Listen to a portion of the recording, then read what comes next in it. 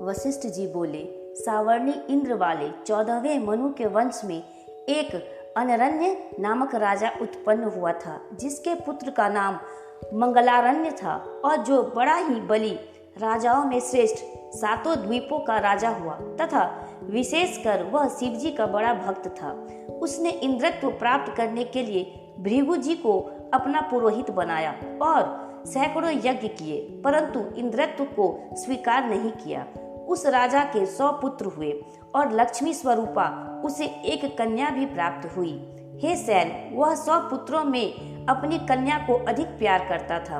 उसकी प्राण प्रिया 50 रानियां थी। जब वह कन्या बड़ी हुई तो उसके विवाह के लिए उसने उत्तम वर की खोज की और यत्र तत्र पत्र भी भेजा। इधर राजा अनरण्य की कन्या अपनी अनेक सखियों के साथ सरोवर में विहार करने लगी।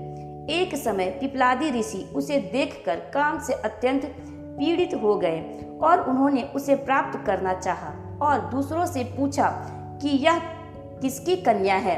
उन्होंने बताया कि दूसरी लक्ष्मी के समान यह राजा अनरण्य की कन्या है और इसका नाम पद्मा है तथा राजा इसके विवाह के लिए अन्यों से प्रार्थित हैं। यह सुन पिपलादी ऋषि को बड़ा क्षोभ हुआ और वे उसको प्राप्त करने के लिए और भी उत्सुक हुए।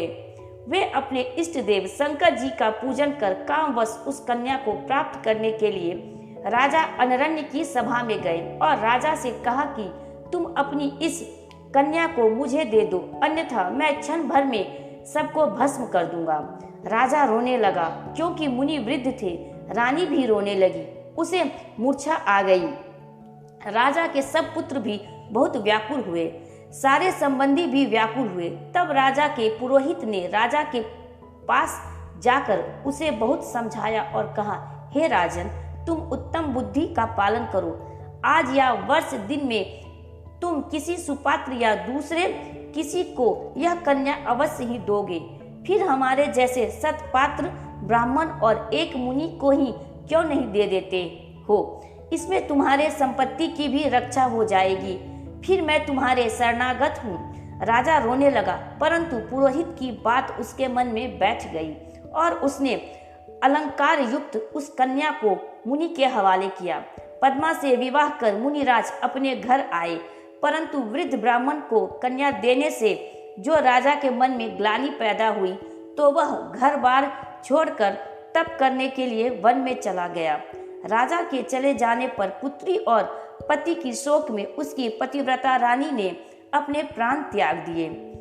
उसके पुत्र भृत्य तथा और भी कितने मनुष्य श्वास लेकर अपने प्राण विसर्जन कर दिए। चारों ओर शोक का साम्राज्य फैल गया। उधर राजा अनरण्य वन में जाकर शिवजी की तपस्या करता हुआ स्वर्गगामी हुआ। तब उसका ज्येष्ठ पुत्र कीर्तिमान राजा हुआ। नारद जी बोले, हे तात, अनरण्य के सुतादान को सुनकर हिमालय ने क्या किया? अब आप इस चरित्र को मुझे सुनाइए। ब्रह्मा जी बोले, सुतादान सहित अनरण्य के उस चरित्र को सुनकर हिमालय वशिष्ठ जी से यह पूछने लगा कि हे कृपानिधे, हे मुनि शार्दुल, हे ब्रह्मा के पुत्र, हे वशिष्ठ जी, इसके पश्चात अनरण्य की पुत्री ने मुनि पिपलादी के साथ क्या चरित्र किया? कृपा कर अब आप उस कथा को मुझे सुनाइए।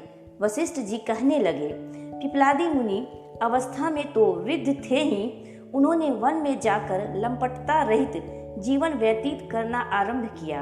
अनरण्य की पुत्री उनकी उसी प्रकार सेवा करने लगी जिस प्रकार लक्ष्मी विष्णु की सेवा करती है। उसने मन कर्म वाणी से ऋषि की सेवा की। एक समय जब वह परम पति पारायणा पद्मा मंदाकिनी स्नान करने गई थी तो नूतन अवस्था वाले धर्म ने उसे देखा, जो कि सब अलंकारों से युक्त अपने रथ पर बैठा हुआ कहीं जा रहा था।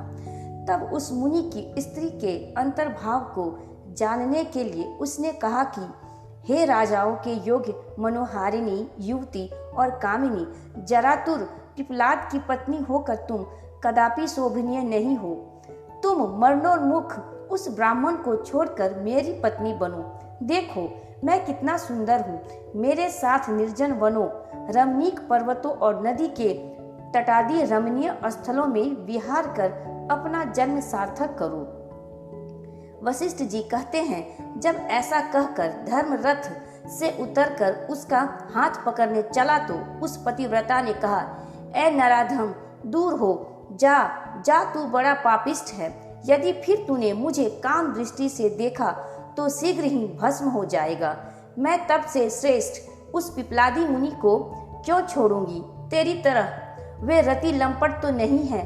स्त्री के वशीभूत रहने वाला तो पापी है। जो मनुष्य स्त्री के वशीभूत है वह कितना भी सदाचारी हो तो भी निंदनीय है। उसके तप से क्या, पूजा से क्या, उसकी विद्या और दान सब कुछ व्यर्थ है। मैं तो तेरी माता के समान हूँ। फिर भी यदि तू मुझे स्त्री के समान समझता है तो मैं तुझे साफ देती हूँ कि तू शीघ्र ही नष्ट हो जावे। वशिष्ठ जी कहते हैं कि उस सती के साप से धर्म थर-थर कांपने लगा। उसने अपना सभी वेश त्याग दिया। ऋषि पत्नी से कहा, हे माता, आप मुझे क्षमा कीजिए। मैं तो पराई स्त्री को सर्वदा माता के समान ही समझने वाला धर्म हूँ। यह तो मैं तुम्हारी परीक्षा ले रहा था, किंतु मैं सब जानता हूँ। ब्रह्मा जी की आज्ञा से मैंने तुम्हारी यह परीक्षा ली है। ऐसी बहुत सी बातें करते हुए जगत गुरु धर्म उसके आगे खड़ा हो गया तथा उसके पातिव्रत से प्रसन्न हो कुछ न बोला। तब उसे धर्म जानकर पिपलादी भार्या ने आश्चर्यित हो कहा, जब तुम सब प्राणियों के सब कर्मों के साक्षी हो तो फिर मेरा मन जानने के लिए तुमने ऐसा क्यों किया? फिर मुझे ऐसा कहने से भी क्यों रोकते हो? हे ब्रह्म, मुझे खेद है कि मैंने तुम्हें स्त्री स्वभाव से ऐसे शापित किया, परंतु अब क्या करूं? सतियों का शाप नष्ट भी तो नहीं होता। यदि तुम नष्ट हो जाओगे तो सारी सृष्टि भी नष्ट हो जाएगी। परंतु यह भी तो मैं व्यर्थ ही बोल रही हूँ, क्योंकि तुम्हारा यों ही त्रेता में एक पैर नष्ट हो जाता है, द्वापर में 2, कलयुग में 3 और कली के अंत में चारों पैर नष्ट हो जाते हैं तथा फिर सतयुग में पूरे हो जाते हैं। इस प्रकार तुम सतयुग में तो सर्वव्यापक और दूसरे युगों में कहीं कहीं व्यापक रहोगे तथा इसी प्रकार युग व्यवस्था क्रम से हो जाएगी। मेरा यह वचन तुमको सुखदायक हो। अब तुम अपने आश्रम को जाओ, मैं भी अपने पति की सेवा में जाती हूँ। इस प्रकार उसके वचन सुनकर धर्म संतुष्ट हो गया। उसने उस पतिव्रता को आशीर्वाद के रूप में यह वर दिया कि तुम्हारी पति भक्ति से तुम्हारा पति युवा हो जावे और सर्वदा रति समर्थ तथा स्थिर यौवन वाला होवे। साथ ही तुम भी आजन्म स्वामी सौभाग्य युक्ता होकर स्थिर यौवन वाली हो जाओ। तुम्हें परम गुणवान 10 पुत्र प्राप्त होवे और तुम्हारे घर में सर्वदा कुबेर से भी अधिक धन भरा रहे। वशिष्ठ जी बोले, हे गिरे, ऐसा कहकर धर्मराज उठ खड़े हुए और वह भी उनकी परिक्रमा करके घर को चले। धर्मराज ने पद्मा को आशीर्वाद दिया और अपनी सभा में जाकर उसकी प्रशंसा की।